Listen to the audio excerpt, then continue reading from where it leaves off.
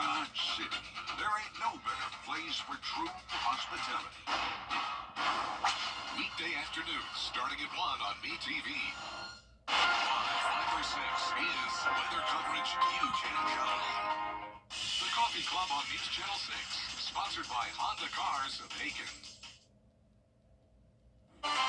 After a dry stretch of weather, we're finally going to see some much-needed rain this weekend, but that does come with a chance of thunderstorms. We'll have the details coming up.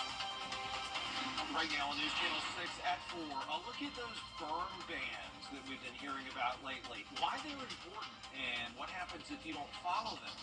Plus, special delivery, the generous donation for the Ronald McDonald House that will provide comfort to families there. And the city of Augusta still has so many piles of debris, but will commissioners agree to schedule another pickup? The debate continues as Your News at 4 starts now. Live from Television Park, this is WJBF News Channel 6 at 4.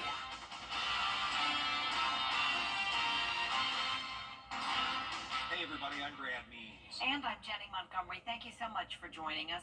Coverage you can count on begins in Aiken County, where the sheriff's and coroner's offices are investigating a deadly shooting. It happened this morning on Walnut Court in North Augusta. Officers say 2 people were found dead, each shot at least once. No further details are available at this time. A statewide burn ban is still in effect in South Carolina. South Carolina issued 2 separate burn bans in March, something the State Forestry Commission says is rare. The second one went into effect March 21st, and they say it's imperative that people comply with the ban. Plus, there are consequences for those who don't. But you can be cited and even jailed for violating a burn ban. And if the fire were to get out of control as quickly as it absolutely can right now, and you damage other people's property, harm someone else, or forbid someone else loses their life, you also have to deal with the penalties that are the results of that, including civil penalty. Fire officials say the burn ban will remain in effect until winds die down and the state gets enough rain to lower fire risks. There's a new bill being filed in South Carolina to strengthen punishments for people convicted of starting fires on public land. Right now, the penalty carries fines between $200 and $500 with a maximum jail time of 30 days. Well, Representative Tim McGinnis wants to update the bill to increase fines between $1,000 and $5,000 and a minimum of a year in jail for first-time offenses. After that, fines would go up to $25,000 and 3 years in prison. You think twice before you get behind the wheel of an automobile if you've been drinking, because you know the cost that can come with it. And I wanted the same thing to be done for burning. McGinnis says several members of the legislature have already co-sponsored this bill. He expects some tweaks along the way, but it is hopeful it will pass with the support it has right now. Turning now to weather, and it is a perfect opening day for baseball or any other outside activity. Sure is. Meteorologist Miller Hyatt joining us now. And Miller, speaking of, will the weather throw us a curveball anytime soon? Yes, it actually will this weekend as we finally have some beneficial rain on the way. But as far as right now, speaking of those fires, we have a high fire danger for the entire CSRA with the continued dry air and the dry vegetation.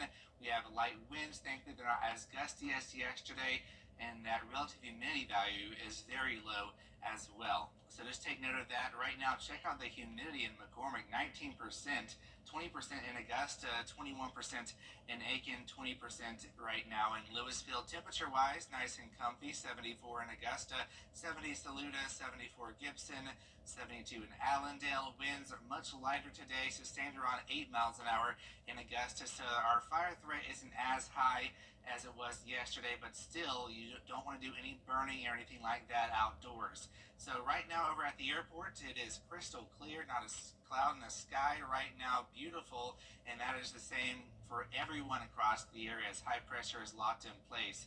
So perfect weather to walk your furry friend here, your dog, along the sidewalk. Temperatures in the 70s at 6 p.m., then cooling down to the 60s by this evening, and then it's pretty chilly in the morning, so the kids might want a light jacket if you're heading off to school early, but they won't need it by the afternoon. We're talking about highs back in the 80s, And then we turn to the clouds and storms this weekend, and I'll time out that coming up in your 5 for 6 forecast. Brad and Jenny. All right, Miller, thanks. Augusta leaders trying to make plans to bring storm debris pickup to an end. Those piles remain everywhere in Augusta, even as the city is going to pause pickup this weekend. They'll start again after the tournament. The city wrapping up the second and what should be the final pass right now. They're debating, though, whether a third pass is needed. And they say there needs to be a clear strategy for ending this debris removal. There's some that are saying, oh, well, there's going to be a third pass. Then some that might be saying, no, this is it. That's where we need to be consistent. We need to be on that same page and say, look, this is it. This is going to be it. This will be fine. Some people in the hardest hit areas still have storm debris piles in front of their homes. That's Walton Way right there. You see it, and it is sadly one of many on that stretch that looks like that. And many people say that Augusta needs to just keep doing the pickups until the job is finished. And can you believe this? 6 months ago today, the Garden City experienced that tragic impact of Hurricane Helene. Jenny and I remember it like it was yesterday. I'm sure you do as well. Local leaders coming together today to talk about all that damage. It was the Augusta Strong Town Hall meeting. Augusta Strong is a group that's helped so many groups, and Reinforce was there. We've talked to them here on News Channel 6. The General Missionary Baptist Convention, concerned citizens of Cook County on hand as well. Just a chance for people to get in the same room and talk about how Helene affected them. And the goal was to help make people aware of the resources out there to help. Instead of people making decisions for us, why not be in the room for yourself as a community, as someone who's been impacted by the storm, to share what your needs are and how their voice in DC and in Atlanta can be heard, and how that impact has changed the trajectory of your life, changed your ability to get funding for housing, changed your ability to just survive and thrive in our community.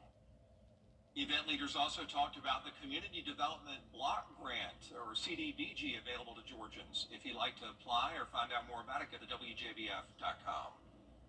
Ronald McDonald House Charities of Augusta got a special donation today that will be a nice addition for families staying there. Isabella Moody shows us. Lazy Boy has an ongoing partnership with the Ronald McDonald House, donating furniture each year to help make the house comfortable for the families who stay here. The company helps make the house a home away from home for the families who may have to stay while their child is getting treated at the Children's Hospital of Georgia. The organization is thankful for how the community helps them provide this opportunity for free. Having quality furniture like provided by Lazy Boy goes a long way to keeping families comfortable, but also to be able to show families how much love and support is coming from our community here in the CSRA. If you would like to donate or volunteer at the house, you can find out how on WJBF.com. In Augusta, Isabella Moody, WJBF News Channel 6. Burke County has a new fire station to better serve the community. Engine Company 5 is ready to open. It's located in Girard at the intersection of Highway 23 and Brigham Avenue. That's about 20 miles from Waynesboro. The new fire station has 4 emergency vehicle bays. It will allow us to respond more quickly, because we would respond directly onto a state highway. It also is a better living environment for the firefighters who are going to be staying down here and stationed down here. And it gives us more room too, so that's always a plus. Yeah, and they are excited about it after it took about a year to build that new station. Well, today the city of North Augusta breaking ground on a multi-acre project just off Exit 1. It's located on West Martintown Road between Knobcone Avenue and I-20, right next to North Augusta High School. It's 201 acres. It will include all sorts of things: apartments, they'll be called Jackson Park, nearly 350 townhomes, single-family homes, businesses, and restaurants.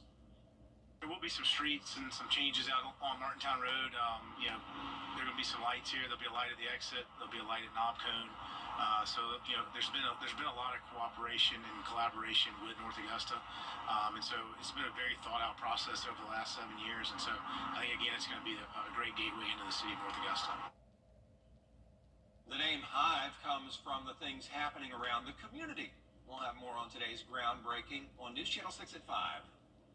Tomorrow, WJBF's Your Hometown Kitchen crew is back with a new episode.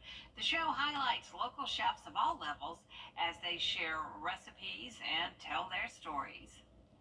What's on the menu today? Today we're going to be making a chicken and sausage gumbo. Ooh. Yeah, coming straight out of Louisiana. And so why that dish? Well, Mardi Gras just passed, right? So when we got thinking about what we're going to make, I wanted something kind of bringing that spirit in here. And then we're able to use a lot of fresh ingredients. Spring, summer is coming on. I'm on the board of directors of Augusta Locally Grown. So a lot of that stuff is coming in for the farmers market. You can catch Brandon Dawson and Jarrett Ledger with a new cook in the Your Hometown Kitchen every Friday at 12:30 right here on News Channel 6. You're taking a live look now at the Martinsville Speedway in Virginia, where the stage is set for this weekend's NASCAR race. Coming up, what makes that paperclip track stand out? Tara Hatney laying it all out for us next. We continue to see a drought across the area. The latest drought monitor really hasn't changed with a moderate drought for Augusta, and we're looking at some above average precip, which is good news. Details coming up. Looking for trucks? We have them, and they're on sale now. Save $12,000 on all trim levels at your #1 hometown Chevy dealer. Together, let's drive, baby, to Milton Rubin Chevrolet. WJBF.com. Click, click. Let's face it, news is complicated. That's why WJBF.com makes it easy. Get clear, accurate stories that don't waste your time. Plus, get the latest video in one click with WJBF Plus. Get it all at WJBF.com. Welcome back, everyone. A trip to Martinsville is unlike any other because of the history and tradition at a track like this. Family operated since it was built in 1947, Martinsville offers quite the experience for fans. And that starts hours before the race begins, as folks can get driver autographs, visit the fan zone, buy merchandise, you name it. And that leads to more race time, where fans can get up close and personal with their favorite drivers at this half-mile track, with more history than any other in the sport. Every superstar, every driver that you can imagine in NASCAR has run here, and I think, I said it before, when you go through the gates here, you feel that sense of history and everything that's going on in the past. You see the present, and you get a glimpse at the future, because we've not stood still for 70-some plus years. Every year we're adding and changing the place to satisfy the needs of our fans. A tradition unique to Martinsville is that winners earn a Ridgeway Grandfather Trophy. It is one of the most cherished and sought-after trophies in motorsports. And remember, coverage from the Martinsville Speedway kicks off Saturday, 4:30 p.m. on the CW6. Don't go away. Miller is next with your full forecast as News Channel 6 at 4 continues. Weather headlines on WJBF News Channel 6. Brought to you by Hickson Roofing. If your roof needs fixing, call Mr. Hickson. Well, guys, another tub to shower conversion completed. Y'all, what are we going to do with all these old tubs? I have an idea.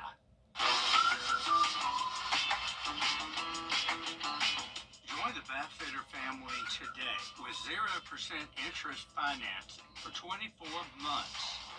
How many more tub mobiles does Dad can have us build? Call Bathfitter today for your free in-home estimate.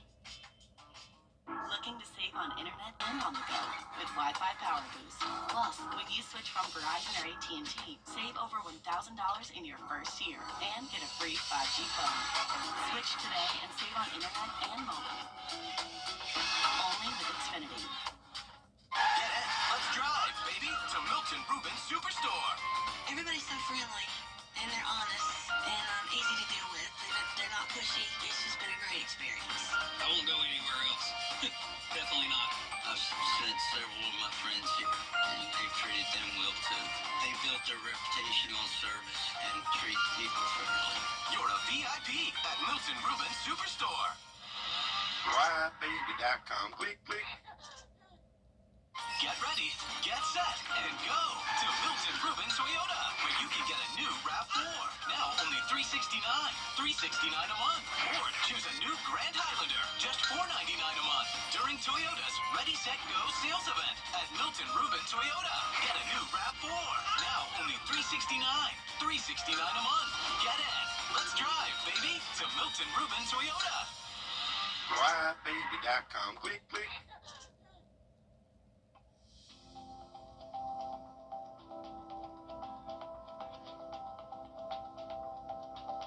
I love meeting all sorts of people from all different walks of life, and we've just made a lot of good friends with patients who have such interesting, wonderful history and lives.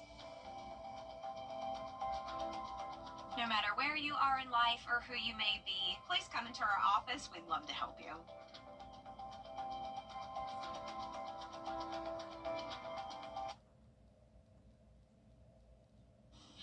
Now, your most accurate forecast with WJBF Live 5 or 6. Taking a live look at Greenville, South Carolina, where we continue to see hazy skies from smoke from the fires that are continuing to burn. In fact, it's been several days, and unfortunately it look to continue as we are looking at this dry weather continuing. But thankfully, we do have some moisture on the way. So with that smoke from the fires, all this wind is pushing it around the upstate, even now into Asheville, that area of western North Carolina. You're seeing some smoke as well, as our winds are now becoming more southerly, pushing the smoke up to the north.